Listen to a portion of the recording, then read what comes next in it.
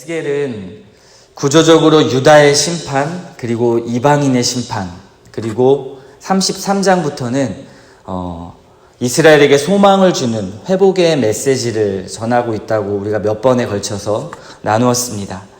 어제 말씀에 본 것처럼 마른 뼈에 생기를 주셔서 하나님께서 일으키시고 놀라운 재창조의 역사를 보여주시겠다고 말씀하셨고, 이제 40장에서부터는 성전을 회복하시고 그곳에 임재하실 하나님의 은혜를 기대하게 만드는 그러한 이야기가 오늘 본문입니다. 1절에 보니까 우리가 사로잡힌 지 25째 해라고 표현하고 있고요. 예루살렘 성이 함락된 지는 14년이 되었다고 말합니다. 아마도 이제 유다 백성들에게 남은 것은 희망보다는 절망이었을 것입니다. 성도 함락되고 이제는 사로잡힌 지 25년째 된다고 표현하는 것을 보니까 이들에게 아마도 소망은 없었을 것입니다. 그래서 이들은 그토록 그들에게 경고하고 심판의 메시지를 전했던 그러한 선지자들의 그러한 말씀들이 떠올랐을 것이고요. 아마도 후회하고 있었을지도 모릅니다. 또는 이제는 그 나라의 삶이 너무나 무뎌져서 포로의 삶이 익숙해져 있었을지도 모르겠습니다. 그런데 이때 하나님께서는 에스겔에게 마지막 환상을 보여주시려고 2절에 보니까 그를 매우 높은 산 위에 내려놓으셨다라고 이야기합니다. 거기서 한 사람을 에스겔이 만나게 되는데요. 사실 성경은 사람으로 표현하기는 했지만 실제로는 하나님이 보내신 천사였습니다. 그 천사는 놋같이 빛나고 삼줄과 측량하는 장대를 가지고 문 앞에 서 있었는데, 이어서 4절에 말씀하지요. 내가 내게 보이는 그것을 눈으로 보고 귀로 들으며 내 마음으로 생각할지어다. 내가 이것을 내게 보이려고 이리로 데리고 왔나니 너는 본 것을 다 이스라엘 족속에게 전할지어다 하더라. 하나님께서는 에스겔에게 성전의 환상을 보여주시기 위해서 천사를 통하여 산으로 데리고 올라가십니다. 이제 절망 가운데 있을 수밖에 없는 유다 백성들에게 하나님이 무언가 말씀하려고 하시는 것이죠.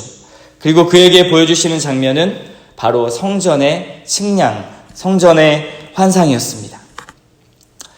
과거의 에스겔은 하나님이 보여주신 환상으로 전했던 것이 심판의 메시지였지요. 아마도 가장 에스겔이 두려워했던 것이 그 성전에서 이스라엘 백성들이 우상을 섬기는 모습이었을 것입니다. 그 환상을 볼 때 아마 에스겔은 가장 두려웠을 것입니다.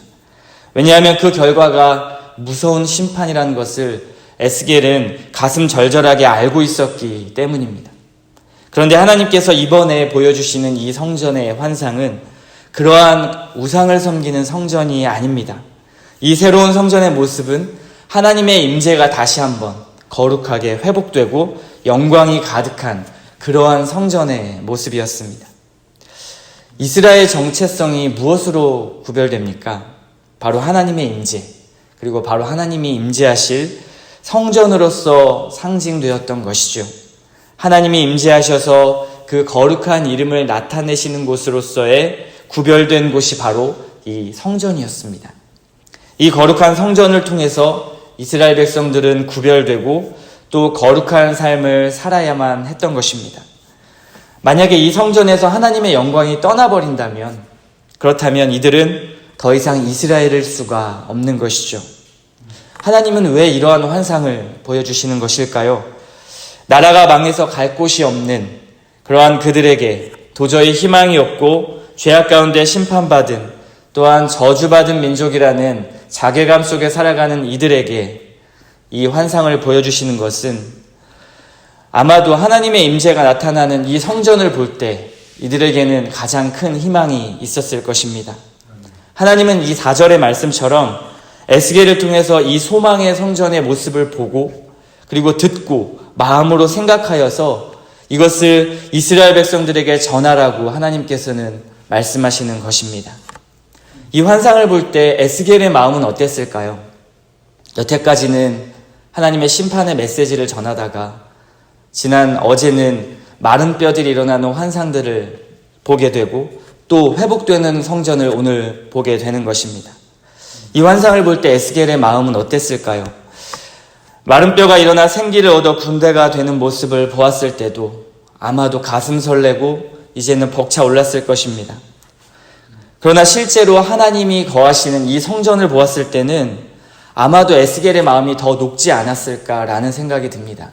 왜냐하면 성전은 이들에게 삶이었기 때문에 그렇습니다. 무너지는 성전에 재건되는 이 모습을 하나님의 천사가 나타나서 그것을 측량하고 보여주는 그 모습, 아마 이 상황을 한번 상상해 보십시오. 에스겔도 너무나 기쁘고 그리고 소망이 넘쳤을 것입니다. 이처럼 하나님의 능력은 황무지에 장미꽃이 피게 하시고 또 사막에 샘이 넘쳐 흐르게 하시는 분임을 알게 하시는 것입니다. 완전히 불가능하다고 느낄 때, 완전히 회복 불능하다고 우리가 느낄 때 가능하게 하시는 분이 바로 하나님의 능력인 것입니다. 이 말씀을 통해서 에스겔과 같이 우리의 마음이 녹아지고 그리고 회복되기를 소망합니다. 구체적으로 오늘 본문을 살펴보면 본문에 나오는 설명들은 굉장히 전부 다 측량하고 성전을 천사가 에스겔을 데리고 가서 보여주는 장면으로 나오는데요. 바깥들에 난 세 개의 문, 그리고 바깥들, 안뜰로 향하는 문들, 그리고 희생제사를 준비하는 그러한 방들, 그리고 제사장의 방들, 안뜰에 대한 묘사, 이러한 묘사들로 가득한 것이 오늘 본문입니다. 성전 구석구석을 측량하는 모습을 보면서 아마 에스겔은 소망을 가지고 회복될 성전의 그 감격에 젖어 있었을 것입니다. 에스겔이 심판의 메시지를 전할 때는 슬픔과 고통으로 가득했었는데, 그리고 그 메시지를 전할 때마다 가슴이 아팠었는데, 지금 이 환상은 도저히 회복될 수 없었던 그 저주의 심판에서 하나님께서 약속하신 대로 그들을 회복하시고 하나님께서 이제는 그들을 구원해 내실 것이다 라는 그 언약을 이루실 것이란 그 하나님의 성품을 에스겔은 계속해서 느꼈을 것입니다. 그리고 오늘 본문도 우리에게 하시는 말씀은 그러한 하나님의 성품을 보라고 이야기하시는 것이죠. 이 성전의 환상은 궁극적으로 장차 오실 예수 그리스도 그리고 메시아를 드러내는 것입니다. 주님은 그를 따르지 않는 자들에게 성전을 헐라 내가 사흘 만에 다시 일으키리라 이렇게 말씀하셨던 것을 기억하시죠. 또 주님은 성소에 막힌 그 휘장을 찢으시며 저주받을 수밖에 없는 우리 죄인들의 나아갈 수 있는 그러한 보좌를 열어주셨습니다. 지성소에 들어가서 시온소라고도 불리는 그 속죄소 앞에 우리가 나아갈 수 있도록 하나님께서 예수 그리스도를 보내주시고 예수 그리스도를 통해서 성취하신 것입니다. 이 은혜를 생각할 때 우리는 또다시 하나님 앞에 무릎 꿇지 않을 수 없는 것이죠. 우리는 이미 오신 이 예수 그리스도의 복음을 누리며 살아갑니다. 이 복음이 우리의 인생 전체에 개입되어서 우리의 삶을 예수 그리스도를 향하여 살도록 만드는 것입니다. 이스라엘 백성들이 성전을 향하여 임재하실 하나님의 은혜를 기대하고 살았다면 우리는 이 성전의 성취자 예수 그리스도를 통해서 예수 그리스도를 경험하고 그리고 예수 그리스도를 통해 나타난 이 복음을 향해 살아가는 것입니다. 하나님이 안 계신 것처럼 우리 눈앞에 그런 보이는 상황과 여건들이 절망적일 때가 있습니다. 그러한 삶이 또한 우리에게 앞으로도 찾아올 것이고 지금 겪고 계신 분들도 있을 것입니다. 이스라엘 백성들은 이집트와 아수르 그리고 바벨론에게 의지했었죠. 그런데 우리에게도 이집트와 아수르보다 그리고 바벨론보다도 더 강력한 세력이 우리의 삶을 짓누를 때가 분명히 있을 것입니다. 그러나 도리어 이것을 또 경험하지 못하고 사는 사람이 오히려 더 불행한 사람일 것입니다. 무슨 말이냐면 고민할 필요 없이 내가 원하는 삶을 결정해 나가는 삶은 자기 주도적인 삶을 사는 사람이지요. 하나님을 의지하지 않는 사람이라는 것입니다. 그러나 하나님의 백성이라면 하나님의 말씀을 따를 것인가?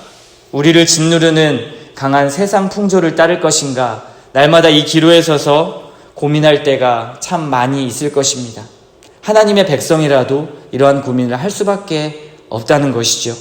그때 우리가 의지할 수 있는 것은 바로 우리를 살리신 이 복음의 은혜입니다. 에스겔은 이것을 우리에게 보여주고 있는 것입니다. 오늘 본문은 40장을 읽었는데요. 41장으로 넘어가 보면 에스겔은 지성소에 들어가지 못하고 천사만 지성소에 들어가서 그 성소를 측량하는 것을 볼 수가 있습니다. 지성소에 들어갈 수가 없는 것이죠. 환상 중에도 에스겔은 지성소에 들어갈 수가 없었습니다. 에스겔과 같은 이 선지자도 하나님의 임재하는 곳, 성전의 지성소에는 들어갈 수가 없었던 것입니다. 그러나 우리는 어떠한 특권을 가졌습니까? 예수 그리스도께서 우리를 지성소에 들어갈 수 있는 그 은혜, 성전 되신 예수 그리스도 하나님의 임재를 직접 경험할 수 있는 그 특권을 예수 그리스도를 통해서 허락하셨습니다. 성전 되신 예수 그리스도로 말미암아 은혜의 보좌 앞에 우리가 담대히 나아갈 수 있게 된 것입니다. 그럼에도 우리는 또 한편으로는 늘 죄와 공존하며 살아갑니다. 그리고 때로는 넘어질 때도 당연히 있지요. 그러나 주님은 이 땅에 오셔서 우리를 완벽한 인간으로 만드신 것이 아니라 주님께 나아오는 길을 열어주신 것입니다. 연약한 인간이, 죄된 인간이 주님께 나아올 수 있는 그 지성소를 열어주신 것이죠. 그 가는 여정이 견디기 힘들고 우리에겐 고난이 될 것입니다. 고난이 되지 않는 것이 이상할 정도로 하나님께서는 우리의 믿는 크리스찬들에게 고난의 특권을 허락하셨다고 빌립보서에 이야기합니다. 우리가 담대히 그리스도를 붙잡고 전진할 수 있는 것은 복음을 누리며 살 때 세상에서 오는 고통과 고난의 특권을 가지고 살아간다라는 것이죠. 그리스도가 죄인을 위해서 완벽한 인간이 아니라 부족하고 연약한 인간을 위해서 죽으시고 부활하셨다는 것은 고난의 특권을 가진 우리들에게 얼마나 큰 소망과 힘이 되는지 모릅니다. 그래서 에스겔서 48장의 결론을 보니까요. 하나님께서는 이제 예루살렘에게 새 이름을 허락하시는데 여호와 삼마의 이름을 허락하십니다. 이 이름의 의미가 무엇인지 아십니까? 여호와께서 거기 계시다라는 뜻입니다. 신실하신 하나님이 연약한 우리를 떠나지 않으시고 영원히 함께 하실 것이란 은혜의 보증의 이름인 것이죠. 이 언약이 바로 예수님으로 우리에게 성취되었습니다. 에스겔은 명확히 우리에게 나아가야 할 방향을 제시해주고 있습니다. 여호와 삼마, 여호와 하나님은 성전에 계시다고 이야기하는 것입니다. 이제 우리가 그 성전 되신 예수 그리스도를 모시고 내주하시는 성령 가운데 주님과 함께 있는 삶을 살아가라는 것이죠. 이것이 에스겔서의 분명한 메시지입니다. 비록 처음에는 우리에게 심판을 선포하고 우리에게 절망을 주는 것 같았지만 이제는 장차 오실 예수 그리스도 메시아, 우리에게 생기를 부어주시고 마른 뼈들을 일으키실 그 성령님을 통해서, 그 내주하시는 성령님을 통해서 우리가 예수님을 붙잡고 살아가라는 것이죠. 신앙생활의 목적과 그 목표가 무엇입니까? 그 답이 천국 가는 것이라고 대답하신다면 진정한 천국이 무엇입니까? 바로 주님과 함께 있는 것입니다. 여호와 삼마, 여호와께서 거기 계시다라는 것은 주님이 우리와 동행하시고 우리와 함께 있을 때 가장 큰 행복을 누린다고 성경은 이야기하는 것입니다. 그곳이 어떠한 장소이든 중요하지 않고 그리고 우리가 어떠한 상황에 있든지 중요하지 않습니다. 여호와 하나님이 우리와 함께 계시다면, 그리고 주님이 나를 택하시고 그 믿음과 신뢰의 관계 속에 우리가 있을 때 하나님께서는 언제나 천국을 누리는 삶으로 인도하신다는 것입니다. 너무 내세의 천국을 기대하지 마시고 이미 임하신 하나님의 천국, 주님과 함께 있는 그 천국을 누리며 사는 우리 하나님의 자녀들이 되었으면 좋겠습니다. 이제 이번 명절 기간을 기점으로 에스겔서가 마무리됩니다.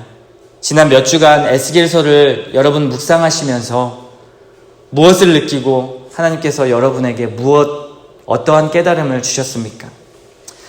이 아침에도 이 에스겔서를 통해서 주신 하나님의 말씀을 다시 한번 묵상하면서 영원히 무너지지 않는 성전, 도저히 접근할 수도 없었던 그 거대한 벽과 같던 그 담을 헐어주시고 그리고 주님을 마음껏 누릴 수 있도록 하신 그 은혜에 감사한다고 감사하는 기도를 드렸으면 좋겠습니다. 그리고 그 은혜에 늘 충만해서 이제 이 온전한 복음이 내 안에서 살아 운동력 있는 그러한 삶의 힘이 넘쳐나게 해달라고, 여호와 삼마의 하나님이 나와도 함께하도록 늘 하나님께서 인도해달라고 간구하는 이 아침이 되셨으면 좋겠습니다.